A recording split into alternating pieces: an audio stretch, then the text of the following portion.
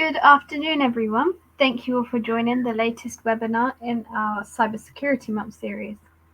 Today we'll be joined by David Nicoll from Fortinet and Matt Hawkins from Switchshop. This session will show how Fortinet's approach to ZTNA provides a more flexible ZTNA environment built around firewalls or SASE and helps you provide improved security for application access for all users, remote and on-site. Before we get started, for anyone new to our webinars, I'd just like to take you through some brief housekeeping rules. To the right-hand side of your screen, you see the chat tab. This is public. If you have any issues with sound or want to communicate with your peers, please type in here.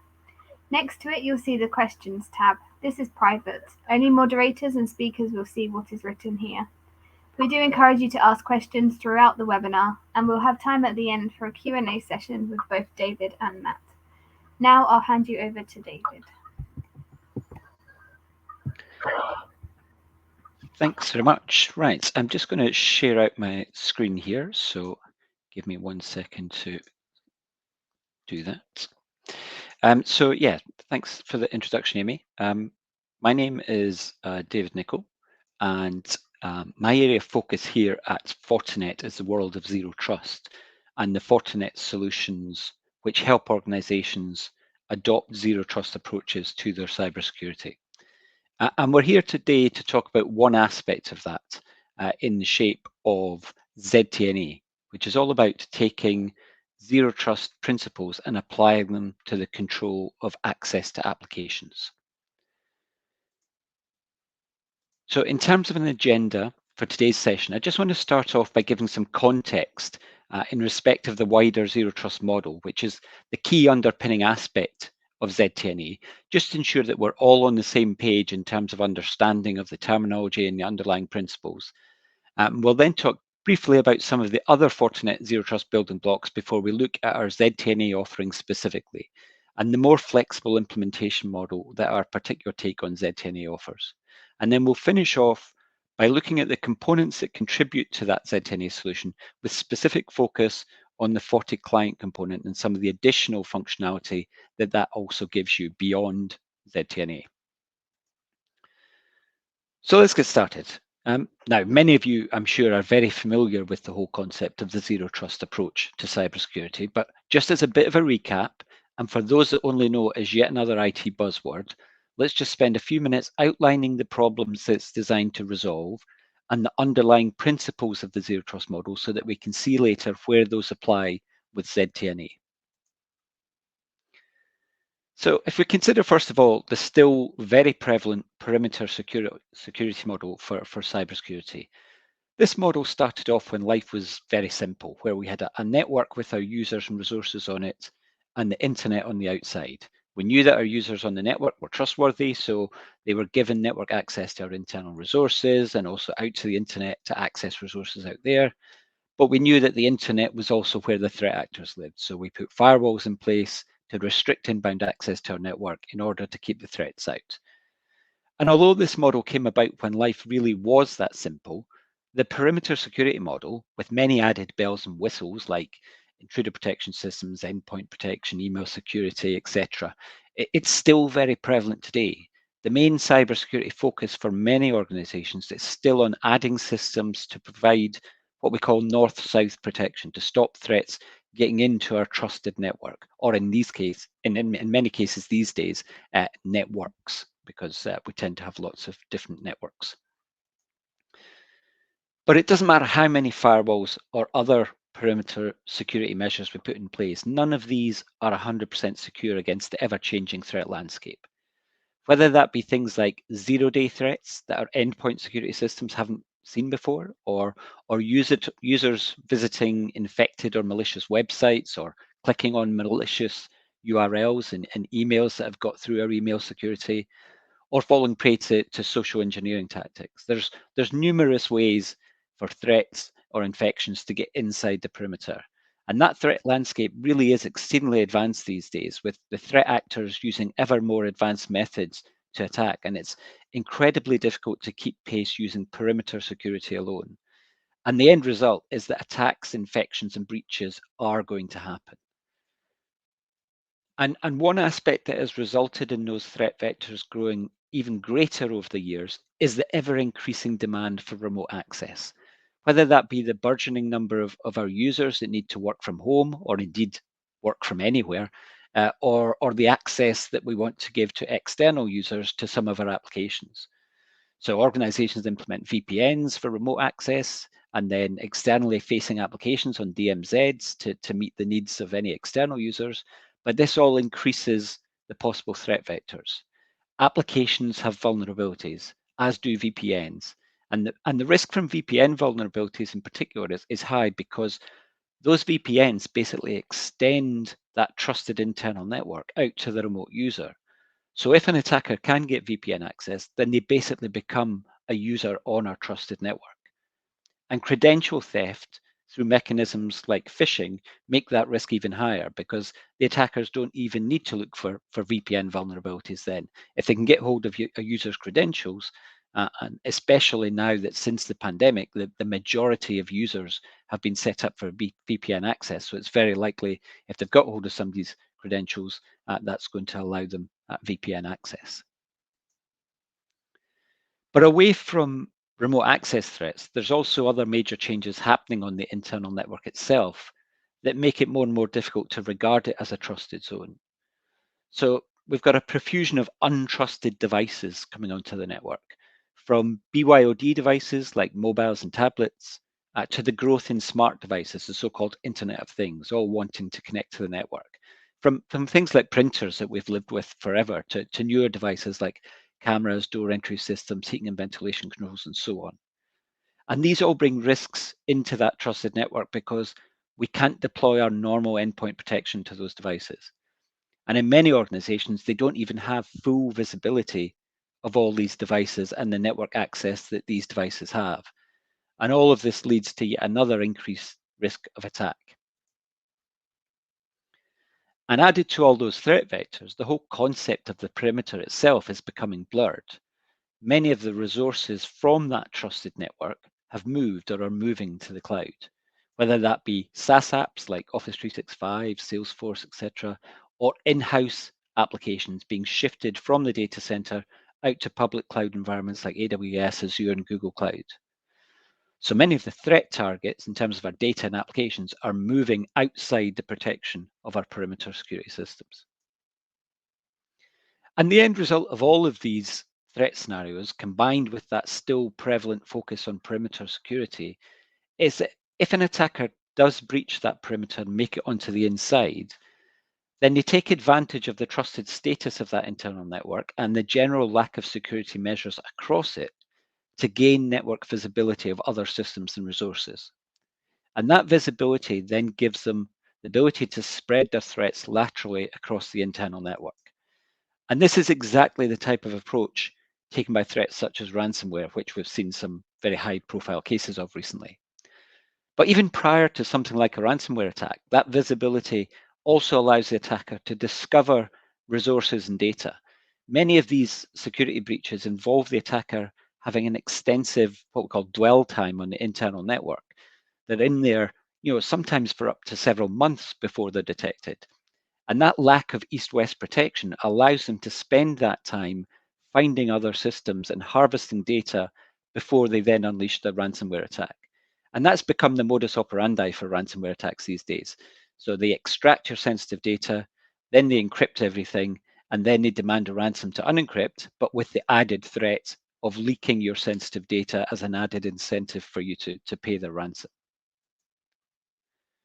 So how do we address those problems? Well, a new model in the shape of zero trust was already put forward to address most of these issues. And this concept's been around since 2010 when it was initially promoted by Forrester Research. But it's becoming much more relevant and popular today, primarily due to all those changes and increase in risks that we just outlined. And before we look at the underlying principles of zero trust, I just want to make one clarifying point about the name. Quite often when I'm talking about zero trust to people, I get resistance from some, and in many cases from people that should know better, because they don't like the idea of not trusting their employees or users. But that's a misunderstanding of the term. That's not what zero trust is about. Zero trust is it's not about putting hurdles in the way of your trusted users and asking them to jump through hoops to do their job. It's about removing a lot of the trust and assumptions that are built into the most common cybersecurity approaches at the network level. It's about removing the trusted status of that internal network and considering that an attacker can be in any location. There's no trusted areas of your network. And it's about putting in place measures to ensure that only the right users have access to the right resources from the right devices under the right circumstances. So how does a zero trust approach actually do that? Well, basically a zero trust approach to security is all about just following a set of underlying principles as you build your security architecture and processes. And the first of these is ensuring that you make decisions about access and build associated policies that mean users and devices only get access to the resources they need to carry out their role. This is the so-called principle of least privilege. And one key thing to keep in mind here is this isn't just about application login level access. It's not just the case that, as a member of the engineering team, I shouldn't have a login for the HR application. It's that I shouldn't even have the required network access to even get to the login screen for that application. The application should be completely inaccessible to me at the network level as well as at the application level. And with a zero trust approach, we also want to evaluate trust on a per transaction basis. We're not granting any level of trust to a user or device just because of their location. We need to check every access request to every resource, regardless of the location of the requester or the resource. And those checks involve verifying the user, verifying the device, and additional posture checks. And that verification isn't only based on the identity of the users and devices. Identity remains a core element, but we also need to supplement it with other optional attributes and context. So things such as time, geolocation, and then device security posture aspects. For example, is it running AV software? Does it have the latest OS version, etc.? Does it have any vulnerabilities? And so on. And only once verified do we then check if this user and device is allowed access to the resource and only provide access to the resource if they are. And remember, just because they've been given network access to that application doesn't mean that they now have any network visibility of other applications and resources running from the same location. We're granting trusted access to a specific resource, not a whole network. And then the final key element of the zero trust principles is that access has to be continually reevaluated.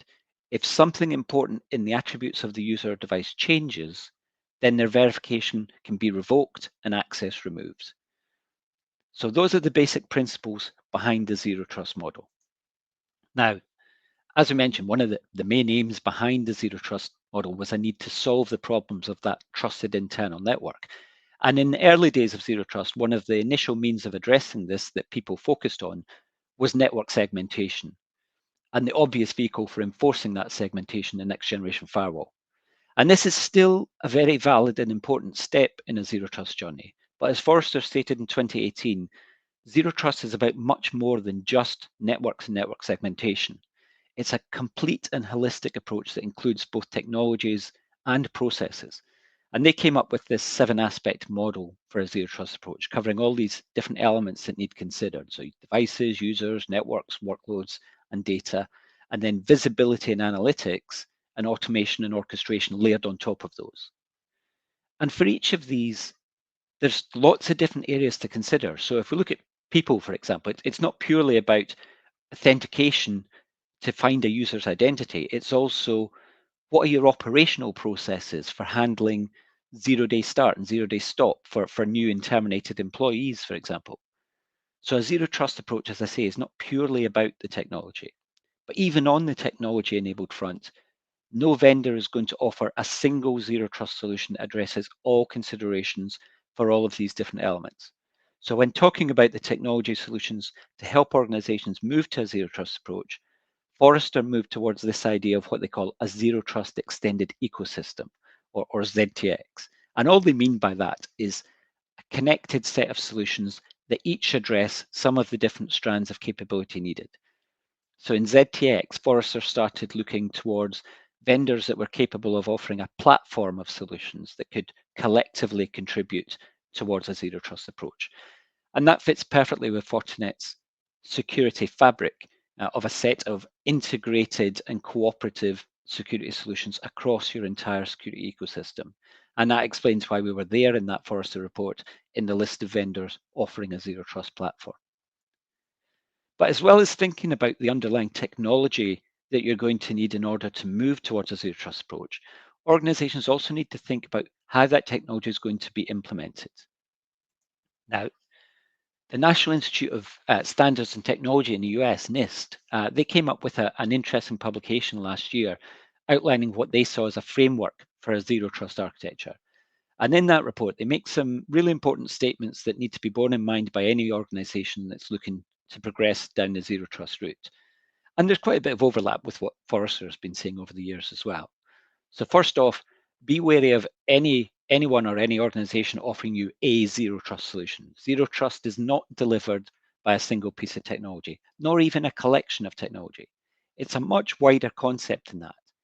Technology solutions help you contribute towards a zero trust approach, but there are operational policies and processes that need considered as well. And because of the magnitude of implementing a zero trust approach, it should never be thought of as a single zero trust project. It's a journey that's going to need embarked on, and implementation is going to take place incrementally, block by block, in manageable and achievable steps. It's not a case of a wholesale replacement of your existing tech with a new set of tech. It's about incremental changes to processes and procedures, using what you already have within your existing technology, and then implementing new solutions to plug gaps and gain new capabilities in your zero trust architecture. And at Fortinet, we believe that building block approach to zero trust is really critical. If an organization tries to transition over a single project to a complete zero trust model, then they're just going to fail. Organizations achieve the goal of a zero trust model step by building incrementally. So maybe they start with a discrete part of their security infrastructure, like protection of applications using ZTNA, or they tackle one of the underlying problems of their existing network by looking at segmentation. And it's by chipping away incrementally like that that they can eventually achieve a much more comprehensive and complete zero trust approach.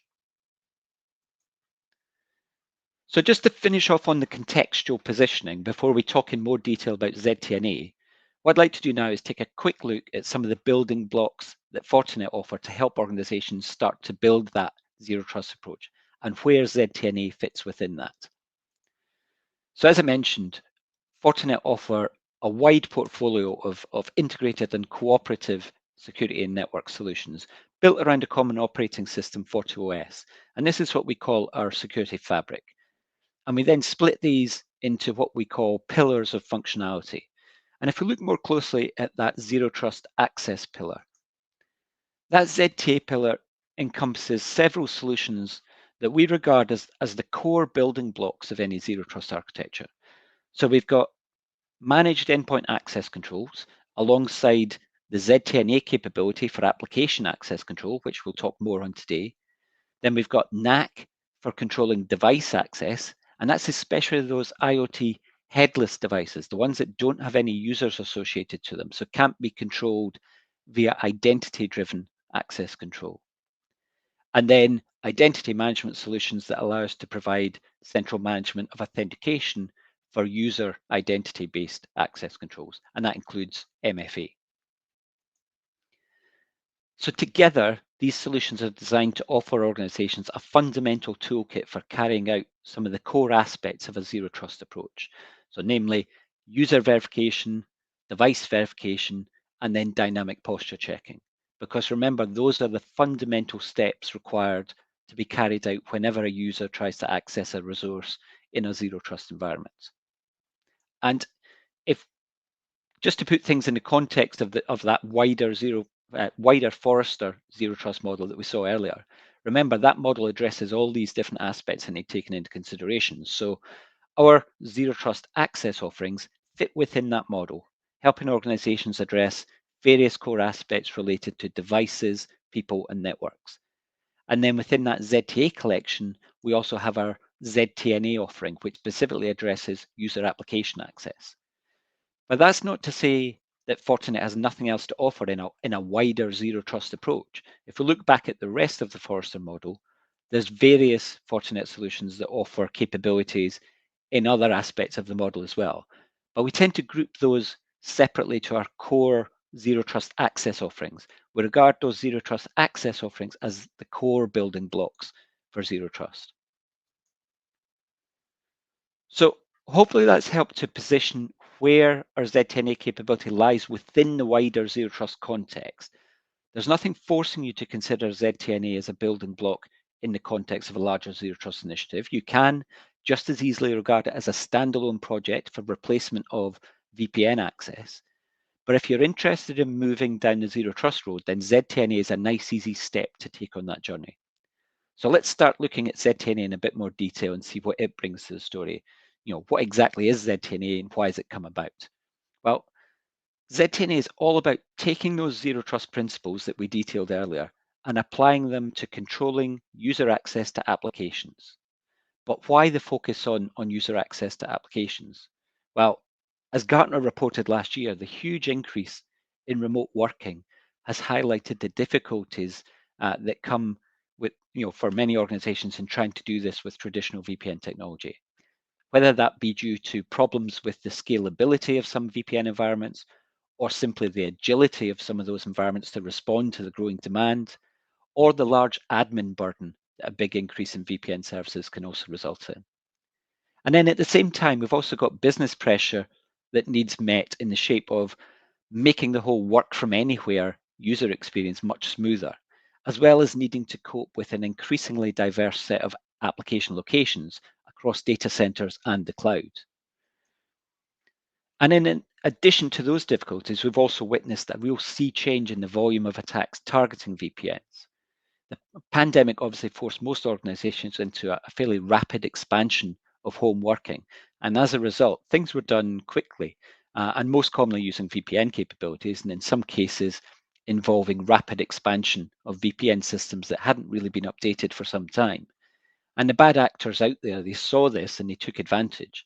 So they switched many of their efforts into targeting users in insecure home networks and looking for organizations using unpatched VPNs with vulnerabilities. And they used those vectors for a flood of ransomware attacks, which in turn took advantage of the trusted internal networks that those VPNs give access to and the high levels of network visibility that they provide, as we outlined earlier on. So the existing difficulties of VPNs, together with the increased risk of attack, combined with the fact that many organizations are looking to implement new solutions with the aims of zero trust in mind, where we no longer want to provision access to an entire network for remote users, have all combined to create a drive for a new approach to remote access. So let's see how this new approach works by comparison. With VPNs, the main aim was to extend the corporate network out to the remote user. But this was back in the day when the resources and applications that the users needed to access were on that network. These days, many of those resources and apps are out in the cloud.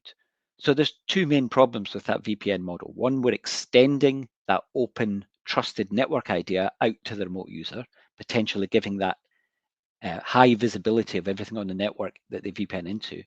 And secondly, we're unnecessarily having to come into the main network just to go back out again to any cloud-based resources. So ZTNA changes the underlying model completely. No longer are we establishing a single FAT connection to the internal network. Instead, we establish specific connectivity directly to an application as and when needed via an access broker or proxy. And this isn't just designed for remote users accessing applications on the internal network, it's designed to work for users wherever they are, on or off network, and for accessing applications anywhere, in the data center or in the cloud. And it's also designed to follow that zero trust remit of continuously monitoring the posture of the user and device and modifying access if the context changes. So in summary, whereas the traditional VPN-based access involves typically a one-time trust check, giving access to the entire network at the network level, unless you've done some internal work to segment your network, and only allows a single set of access rules for the VPN, nothing more granular. ZTNA is going to give you continual monitoring of the device and user posture in a zero trust manner, and that includes user identity, MFA, device identity, and then posture details like whether AV is enabled, etc. Because remember, many of these remote users are working from completely unmanaged and potentially insecure home networks, so we can't simply trust that their endpoint is going to remain secure. And ZTNA is giving access to specific applications only rather than an entire network. And it's also giving you granular access controls that can be different per user, per application, and dependent on those device posture details. Now, you're going to see lots of different interpretations of ZTNA appearing on the market. So how's it going to work in a Fortinet world? Well, Fortinet ZTNA is not a separate product, but it's a feature of our FortiOS, the operating system that underpins many of our systems. So the system running FortiOS is going to act as that ZTNA access proxy point to carry out those zero trust checks and then provide application access if those checks are passed. And if we tie down application access to only be available via this access proxy, then that also removes visibility of any cloud-based applications from the public internet, which is another tenet of Gartner's definition of ZTNA. So what exactly do we mean when we talk about FortiOS in this context? Well, you'll see parts of our ZTNA in FortiClient, which is our endpoint management agent, parts in EMS, which is the central management portal for FortiClient, and then other parts in our FortiGates, which are our next generation firewalls, and FortiSASE, our SASE platform. So the FortiGates or FortiSASE are acting as that ZTNA application access proxy. And on those, you maintain your access control policies to define the rules as to what criteria need to be met to gain access to each application. And then the FortiClient and EMS elements are going to handle the posture checking and directing the endpoint to the correct ZTNA access proxy for each application. And in keeping with the aims of ZTNA, the connectivity happens completely transparently to the user. ZTNA is going to establish secure connections whenever the user tries to access an application, whether that be a data center app or a cloud app, and whether that's going via an on-premise FortiGate, a cloud-based virtual FortiGate, or SASE-based access. Now, the FortiClient and FortiGate elements of our ZTNA solution were launched in April this year, but for the FortiSASE elements of our ZTNA, you're going to have to wait until early next year. Now, in terms of how it works in just a little bit more detail. So first off, when an endpoint is onboarded, it registers with EMS, providing telemetry in the form of user and device posture information.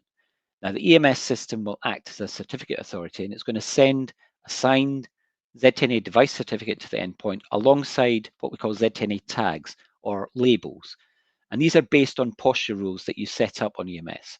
So for example, you may have a specific tag which is applied if the endpoint meets a set of criteria, like having AV enabled, having a minimum version of OS, having BitLock encryption enabled, etc.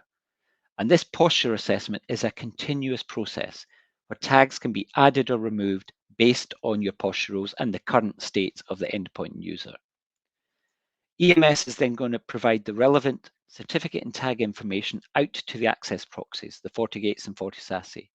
And that allows them to identify endpoints with the certificate information and then use those tags in their access rules. So then when an endpoint tries to connect to an application, it automatically is connected to the appropriate FortiGate or FortiSASE using a TLS encrypted HTTPS connection.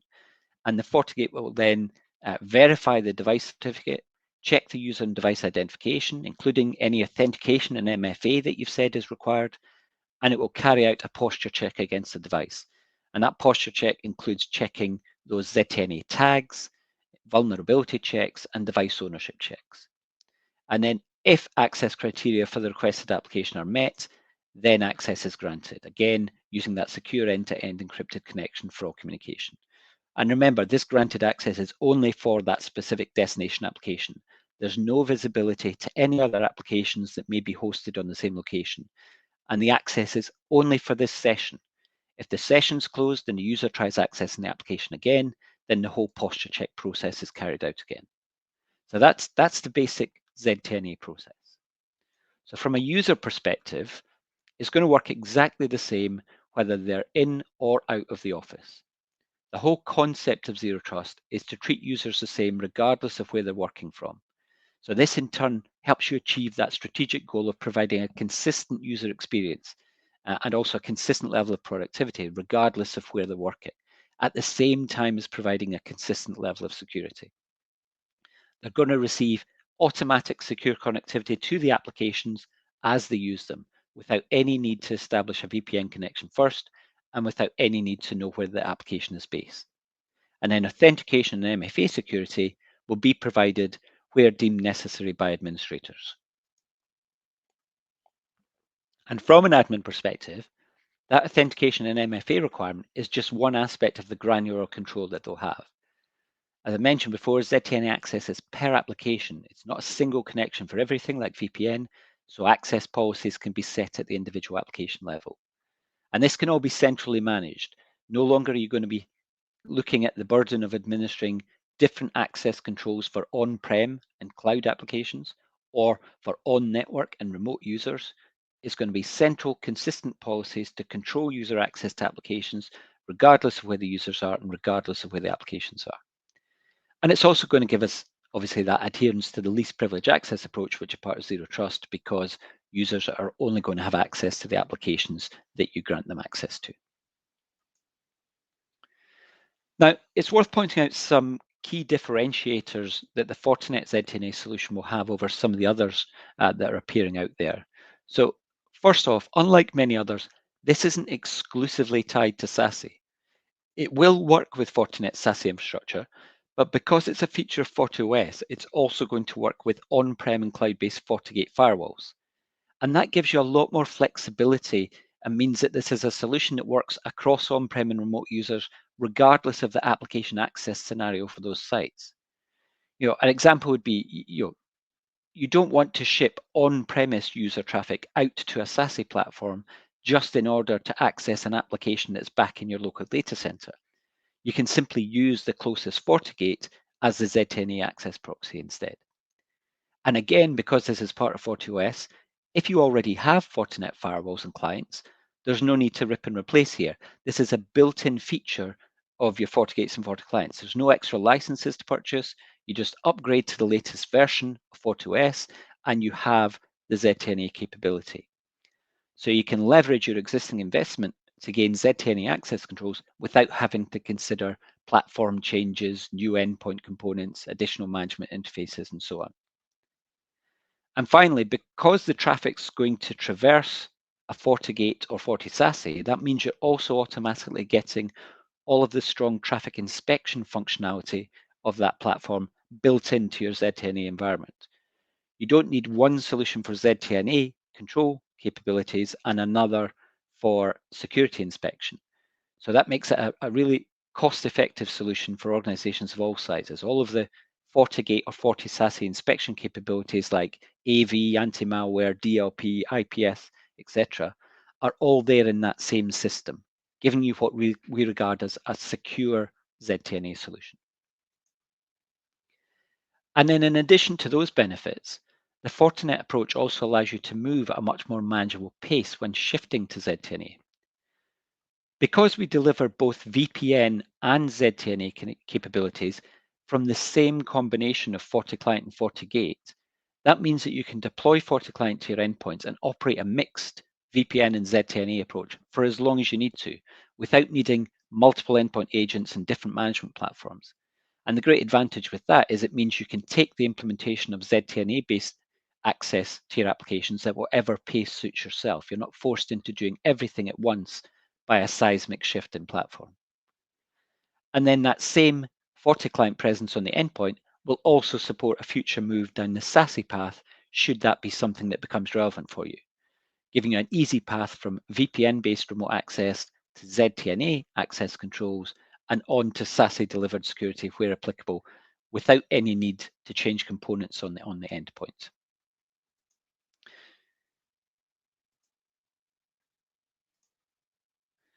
Now, as well as those key differentiators, the Fortinet ZTNA capability is delivered by components that also have additional functionality and use cases. So to finish off on today's session, I just want to look a bit closer at the components that go into making the Fortinet ZTNA solution and to see some of the extra capabilities that are provided by one of these beyond ZTNA. Now, I heard something bleep in the background there, so I'm just going to quickly check my screen that nobody's trying to say David, something to me. that's just me prompting everyone to get their questions in. So okay. you carry on, don't worry. No problem at all. All right. So as we touched on, there's two core elements to our ZTNA offering. So our FortiGate firewalls, which I'm sure many of you are familiar with, act as the application proxy and maintain the ZTNA access policies. And then FortiClient, our endpoint management agent, and its integrated central management portal for EMS are used for gathering and processing device telemetry information and maintaining endpoint posture rules for the posture checks that our ZTNA access controls will be carrying out. And then, of course, if you don't already have a suitable authentication platform, we can add on the other Fortinet Zero Trust solutions that we already touched on in the shape of FortiAuthenticator and FortiToken. And finally, if your environment has multiple data centers and cloud environments where you're going to be hosting your applications, so you end up with a wide population of FortiGates across those, then we can use FortiManager to make management of those much simpler. So FortiGates and FortiClient are the key parts to the ZTNA offering, with FortiAuthenticator and FortiManager as optional elements if needed. And again, as I mentioned earlier, early next year, we should see the extension of this ZTNA model to our SASE platform, FortiSASE, which will act as an alternative ZTNA application proxy platform to the FortiGates for those that want to go down the cloud-delivered SASE route for security. Now, as I mentioned, those core components are multifunctional. They're not just delivering ZTNA capabilities. Now, most people are already familiar with the plethora of functionality that comes from our FortiGate next generation firewalls, which includes things like built-in SD-WAN capabilities, for example. But I want to focus the last few minutes on the other key components of our ZTNA solution in the shape of FortiClient. Now, FortiClient is our managed endpoint agent, and it has a modular design. So depending on the license, it can include different capabilities, and it works in conjunction with other Fortinet Fabric components to help provide an integrated endpoint management solution. So first off, it provides managed endpoint visibility and zero trust focus capabilities to other aspects of the security fabric to help you control network access, most notably in conjunction with your FortiGate firewalls. And the ZTNA capability, which we've just already discussed, is a key part of that. But there are other aspects of that zero trust security capability also, like IPsec and SSL VPN capabilities, vulnerability scanning and remediation, web filtering, and USB device control. And then added to those, the second FortiClient license option adds on advanced endpoint protection capabilities, including interacting with our FortiGuard threat intelligence service and our FortiSandbox solution to provide very strong endpoint protection functionality. So if we focus on the zero trust related capabilities first, this isn't only about controlling application access with ZTNA capability that we covered already, or even the more traditional VPN-based remote access capabilities that it also provides. I just want to highlight two of the other key capabilities that our FortiClient users benefit from. Remember, one of the aspects of zero trust is ensuring that the endpoints being used to access resources maintain good IT hygiene in order to offer a good security posture and meet the criteria that we're going to be setting to access our resources. And one key aspect of this is being able to know about any OS or application vulnerabilities on those endpoints and factoring the presence of any vulnerabilities into your access control decisions. So if I have an endpoint that I know has a high vulnerability or a critical vulnerability, I can have that built into my ZTNA access rules or my other network firewall rules to say that for that particular endpoint with that critical vulnerability, access is to be excluded. So having visibility of unpatched vulnerabilities and having the option to enforce endpoint compliance or use that knowledge in network access controls helps the network team mitigate any endpoint risks. So the combination of FortiClient and its management portal EMS give you that ability to discover and manage these vulnerabilities. And in some cases, even automatically apply patches that are delivered via our FortiGuard threat intelligence service to remediate those vulnerabilities. And as well as visibility being within the EMS console, this also integrates into the Fortinet Security Rating Service that looks for vulnerabilities and configuration weaknesses right across your network infrastructure estate. And many of you that have FortiGates, FortiSwitches, or FortiAPs will already be familiar with that rating service. And then the second area of posture protection provided by that core FortiClient license, which I wanted to mention, was the web filtering capability. I'd say second to application and OS vulnerabilities, users visiting unsanctioned and potentially malicious websites is one of the key vectors for endpoint infection. So FortiClient includes built-in web filtering capabilities to let you allow, warn, or block users based on either URL category or custom URL filters that you can set up, as well as allowing you just to monitor web traffic. And that category-based filtering is based on our award-winning threat intelligence service, FortiGuard, which uses AI and expert analysis across global network traffic to categorize millions of websites and discover over 600,000 threats a week, including compromised and malicious websites. So when a user on a FortiClient managed endpoint tries to visit a website, the URL is sent to FortiGuard for categorization, and FortiClient then takes action based on the return category and the policies you've set up. And you can also create a custom URL filter exclusion list that overrides the FortiGuard category. Now, there are over 75 inbuilt URL categories that you can filter on, as well as setting up regular, wildcard, or regex matching custom filters. And you've also got the ability to force Google Safe Search on endpoints as well. And remember, this is a built-in capability of that base level license of FortiClient, alongside all the vulnerability management, VPN, and ZTNA-based remote access, and the Fabric integration functionality. Moving on to that additional level of FortiClient license, that's going to deliver additional endpoint protection capabilities like AI-powered AV, including sandbox integration and an added ransomware protection. But beyond those EPP elements, that endpoint protection license also gives you things like application inventory and application firewall abilities. Now, the reason we make this a modular license option is that we recognize that most organizations already have some AV and security solutions in place already on their endpoints. So you're not forced to take the FortiClient EPP option if all you're after is the application access controls of ZTNA or secure access capabilities of VPN. But if you want an advanced endpoint protection solution integrated into the same endpoint management agent so that you have one agent and one management interface for all of these capabilities, then the FortiClient EPP license can make sense for you when it comes around to renewal time for your existing endpoint AV solution. But if you prefer to stick with your current AV solution, that's okay too, because our open API-based approach means that the base FortiClient solution will happily work alongside many third-party options. The FortiClient agent is certified compatible with all of our Fabric-ready partner offerings, such as Symantec, McAfee, SentinelOne, Carbon Black, and so on. But should you want to get that ease of management that comes from integrating these capabilities into one solution, then the FortiClient EPP offering has several advanced features. So modern malware is highly polymorphic. It's designed to rapidly change form to avoid detection. And according to the recent Verizon report, 37% of malware will appear once, never to be seen again. So FortiClient, instead of just purely signature-based detection, uses CPRL pattern-based protection that's very effective in detecting polymorphic malware.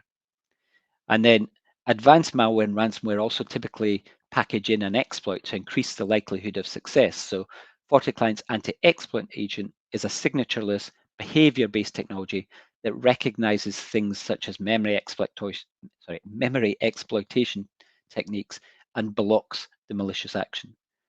And then FortiClient also detects and blocks zero-day and advanced malware through the combination of both our anti-exploit engine and integration with FortiSandbox. So suspicious objects can be automatically submitted to the sandbox for further behavioral analysis. So combining everything together, that FortiClient endpoint management agent is providing hygiene control in the shape of vulnerability scanning and remediation and web filtering. It's providing that secure remote access in the form of either ZTNA-based application access controls, which we spoke about today, or traditional IPsec and SSL-based VPN. and also acts as the endpoint agent for our SASE solution, FortiSASE. And then you have the optional endpoint protection license to deliver advanced antivirus and anti-malware capabilities with sandbox integration. So all of this not only ensures that the access that you're providing from your managed endpoints can be controlled at a very granular level, compatible with a zero trust approach, but also that same endpoint agent can help maintain the endpoint security posture that's so important in a zero trust approach by offering security against all of the common threat vectors that endpoints are open to. So lots more functionality from FortiClient than purely the ZTNA application access that we discussed. And remember, this is just one small part of our larger zero trust access proposition. It joins on to those other zero trust access solutions to give you that set of building blocks in the shape of identity management, device management, endpoint management, and ZTNA that you can use to continue or get started on your zero trust journey. Or, as I said at the outset, if you just want to look at ZTNA in isolation as an application access solution to replace VPN. Okay, so hopefully that's helped clarify our ZTNA proposition, how it fits into the wider zero trust model, plus some of the other capabilities that come within the FortiClient component of that ZTNA solution. I hope that's been of some interest, and now we're going to cut across and see if we've got any questions, and I'll try my best to field those. Thanks, David. That was really insightful. No doubt that FortiOS 7 has made what was a really powerful tool in FortiClient even more powerful with ZTNA and lots of other features that have come with version 7. We've got loads of good questions here, so I'll start with the order that they came in on, and perhaps I can help with some of those, and you can maybe fill in the gaps. So we've got one here which asks, is the NAC element compatible with other vendors such as Ruckus ICX, or is it only FortiSwitches? FortiClient will work on anybody's network. The functionality that David has been describing to you today will work on anybody's network. I think maybe where you can add something to this, David, is just around that the concept of it being a NAC element. It's not sure. Really, is it? Yeah. So the question, if you're asking about FortiNAC, and actually yes, our NAC solution is one of the best NAC solutions out there at integrating with third-party kit, because FortiNAC actually comes from a network orchestration background. Unlike most other NAC solutions that started off for discovery of wireless devices. So we can speak to several hundred, actually over 1,500 different network components in terms of third-party switches, APs, routers, etc. So very wide integration on the FortiNAC side of things. You don't just need to use FortiSwitches for that. Great, thanks, David. Next one we've got here is how does the auto patching of vulnerabilities work? So it's not all vulnerabilities. It's certainly, some vulnerabilities are going to be in applications where the update to that application is driven by the vendor, and there's nothing we can do about that. But where there is a vulnerability which we can integrate into our FortiGuard threat intelligence service, then that's the central threat intelligence service that's used by FortiClient to detect these vulnerabilities, but also for things like getting virus signature updates and lots of other, and that URL categorization for the web filtering. So in many cases, vendors will make packaged patches available to security vendors such as ourselves. So they're incorporated into our FortiGuard threat intelligence service, and FortiClient hooks into that and will apply those patches automatically. And you can control that through the EMS console. You can control whether that's forced down, you can schedule those patches, and so on, and control things like any required reboots and things like that. But it is, I should stress, it is only some of the vulnerabilities which will be automatically patchable.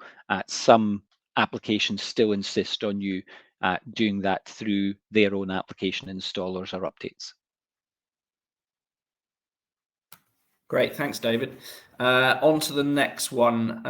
So with ZTNA, you can use your existing on-prem switching fabric vendor, no in brackets, no need to replace with Fortinet switches. The controls for access from the on-prem client are controlled by the on-prem FortiGate ZTNA policies. All traffic is inspected, monitored, and controlled to give correct access to that on-prem client, and thus the same for staff working from home. Yes, yeah, the switches don't really come into it at all. So yes, the ZTNA proxy capability is being provided at the FortiGate level. So basically, you would set the nearest FortiGate to the application typically to act as the ZTNA proxy for that application. So you define proxy definitions, ZTNA proxy definitions on your FortiGates for each of the applications behind that specific FortiGate that you want to implement ZTNA access controls for. And then any access to that application is going to be directed to that specific FortiGate. So there'll be an address, a virtual address on that FortiGate. And if it's something that needs to be, accessible to remote users, that would be a publicly, addressable IP address. So when the users, resolve the DNS record for that application, it's going to take them to that interface on the FortiGate and then pass that all through the ZTNA controls, plus any extra levels of inspection that you layer on top of that, things like the anti-malware, SSL inspection, IPS, etc. But yes, all of the traffic for that application is going to be routed through your chosen ZTNA application proxy, which is at this stage a FortiGate. In future, could be a FortiGate or FortiSASE. Does that make sense? I hope that's answered the question. Brilliant. Thanks, David. Right, let's pick another one. We've got quite a few here. Let's go for, this is a good one. I'm interested in what you said about migrating gradually from VPN to ZTNA. Could you explain more how that could happen? Sure. So because we deliver both VPN and ZTNA functionality through the same endpoint agent on your managed endpoints in the shape of FortiClient and the same backend firewalls in the shape of our FortiGates, that means you can have a full VPN-based remote access solution for your remote users using the inbuilt VPN capability, and then you can gradually transition across to ZTNA using those same components. So what we see is some organizations, they maybe start with a particular department's applications and move access controls for those across to being ZTNA based, and everything else carries on working via VPN in the meantime. And there's no need for them to deploy any new agents down to the user machines because it's all done using that same FortiClient agent. And then you can move on to your next department's applications and so on. Now, some organizations choose to phase the migration slightly differently. Perhaps they'll start based on application locations. So maybe they'll start with all of their AWS-based applications, then Azure, then the data center.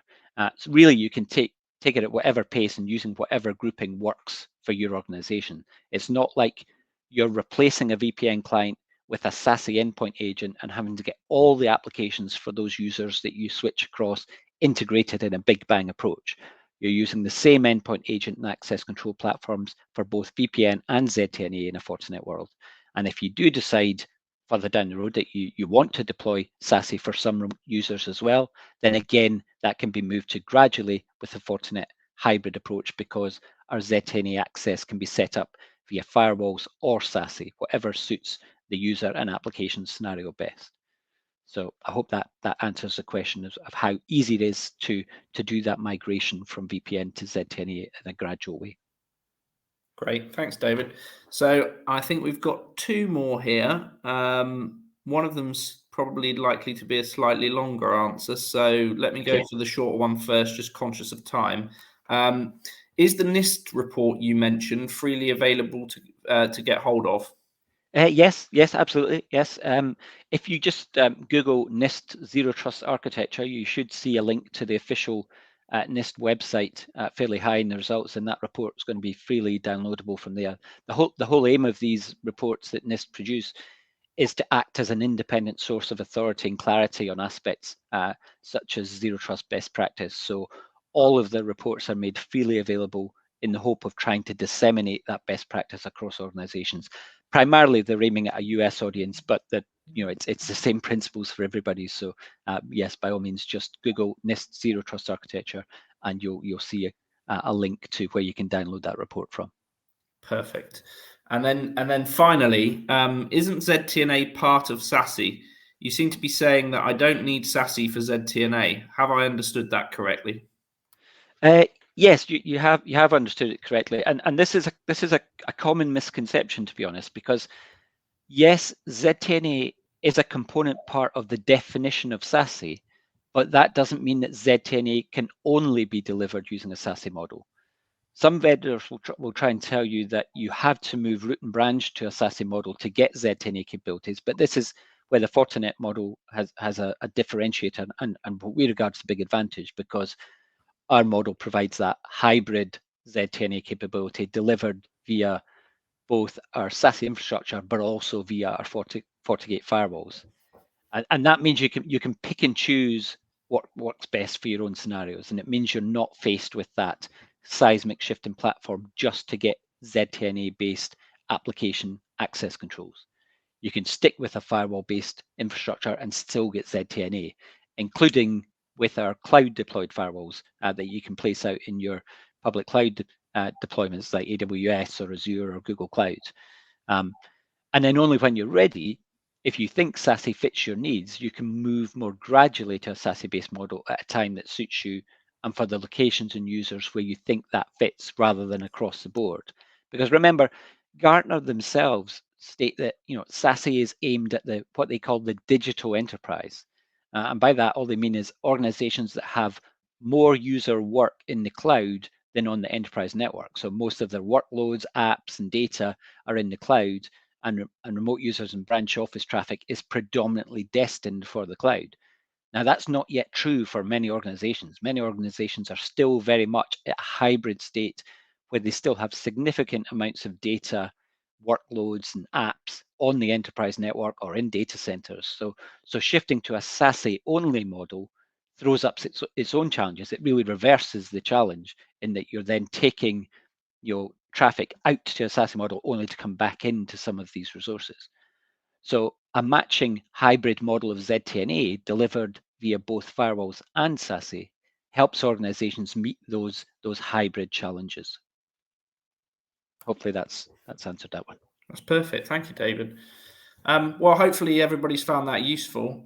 If you do have any further questions or would like to, arrange any follow-up sessions with us, please feel free to reach out using the contact details you'll have been provided with.